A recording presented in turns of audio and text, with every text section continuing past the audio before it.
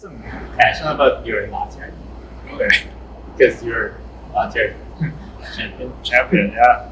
Has like 5 years. The latte art technique, the pouring technique, has been changing Quite a bit. quite a bit. It used to be just free pour, Mm-hmm. fine line, free pour. Yeah. Then it is moving to more drawing skills. Yeah. Yeah. How do you learn about those new skills? Because I know you're pretty good on those Right. drawing latte art. So for latte art, I've always been really big on watching videos, and in Canada, there's no one to ask. Yeah. There's literally no one to ask, and like in the other countries, Korea, Thailand, yeah, they have like very good champions that they're willing to share. A lot of it was just trial and error, because back in 2015, like there was nothing on YouTube, there's nothing on Instagram. It was just people pouring, and now there's like infinite steaming videos and like how to steam, how to split milk, right? But for drawing, it's similar, very similar to like swans, rosettas. It's just a different direction. Like, you know, when you drag for a swan, Yeah. you're basically dragging them the whole time, but slow, and then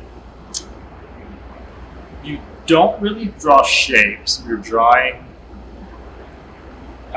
lines, but you're using like the flow to curve your design. The swirl is basically a swan. Oh, is it? Yeah. Like the tail, obviously, wiggle. Yeah. Draw like a wing, but it's the tail. And then for the body, it's just a tulip. Yeah. And then the head is, I learned drawing the head the hard way. So I draw it as like a 6, so you can get an eye. But it's really funny because I could never pour those big tulips that everyone loves pouring. And it is something to do with how you steam your milk. Do you steam differently? I've always had trouble steaming thin, so that's why I could never pour those big tulips. But I steam perfect for drawing swirls because it is a little bit thicker.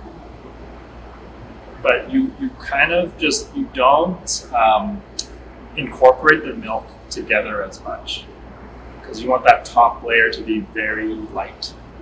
Because you know when they're like just dropping, Yeah. you want almost no liquid. It's all pretty much full. Yeah, but it has to be still liquidy. Yeah, but if you do pour like designs, I don't think you can pour like that doesn't transfer to tulips anymore. And then how much milk is in your pitcher is so much more important. Like if you have even an extra 10, 20 grams, you won't be able to do the face. It's almost like the foam is too liquidy if you have 10 extra grams. So it doesn't flop. It just It goes all the way down. yeah. Especially if you're not used to the machine, you don't know how strong the steam wand is, right? Yeah. So that is always a struggle. But if you weigh your milk, I think it's easier to get to your perfect milk. Latte art's hard. Yeah. Latte art is so hard. It's hard. Like, Also, your pitcher, yeah. I always like bigger pitchers.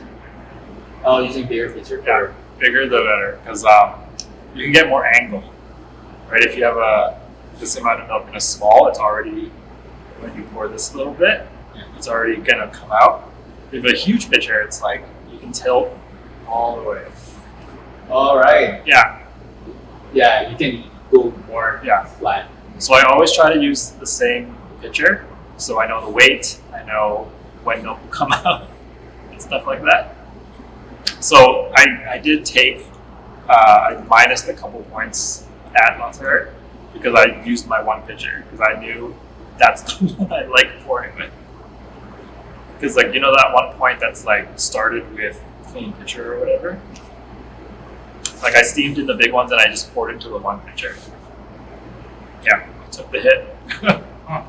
That's interesting. Do you have any preference on the tip? I like the round. Round one is better. Yeah. I think the pointy ones, they flow too fast. Yeah. Yeah. It is better for classic Rosetta Yeah. and fine lines. In the future, are you still gonna compete In all of them? all of them, or are you specifically interested in certain? Well, I kind of learned my lesson last season. I kind of ran out of time because they were so close together. Like 3 weeks is not enough. Yeah. 3 weeks back to back is not enough. I think I want to focus on barista because that is the fun, most fun one for me. Brewers is also really interesting, but I think because I judged last year, I understand the other side of it, and it is really fun. It's not super stress-free, but it's just no practice. Yeah, it is more just focused on one thing. Yeah. Yeah, so. I think I was more stressed as a judge than on stage. Oh, really? Yeah. Like, because I know what it's like on the other side, right? It's like, oh my God, I have to pay attention. I can't miss anything. I'm writing everything down. But I think as a judge, it was more fun because I learned more, right? How about coffee experience? I think depending on how I do, my interest kind of depends on it. Because like, I only want to do it if I can get something out of it. Other than, like, I don't really care about it. It's just, am I learning? Am I like, growing? Yeah. Right? And if I can't get anything out, I don't think I would do it. Because like every year, you're just like, oh my God, I didn't think about this. Why have I been making coffee this way the whole time? Right? Yeah. Is there any? Can you give like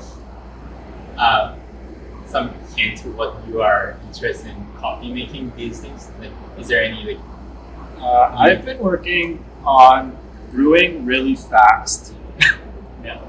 Yeah. Because in coffee and good spirits, speed of service is so much more important.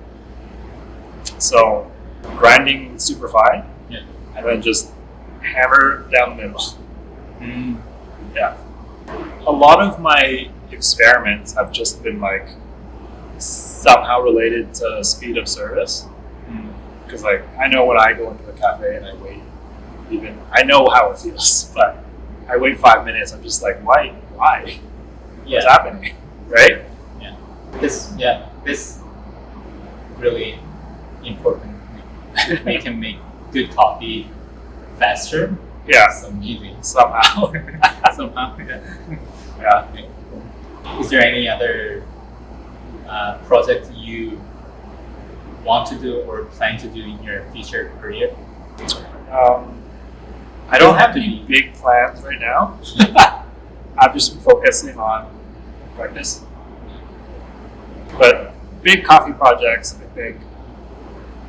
So one of the biggest frustrations was like I never get to share my drinks. Like it's always the judges taste it great, and then I have a kilo and I drink it. Yeah. I give some out, but no one really drinks my drink how I want it to drink, right?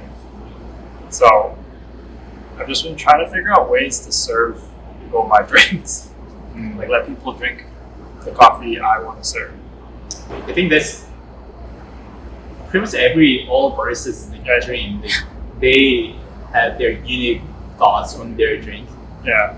Like even the story of how to build this drink and how they want customers to consume it. But in classic this format we cannot. Yeah, we have 5 minutes left, Okay. so it's time to close down. So yeah, it's been an hour conversation, almost. Yeah, it's an hour. Cool. Pretty much first time we talked for over an hour, sitting down and talking, not rushing. Right. Prep room. Yeah. So yeah, thanks for your time, and I'm very happy to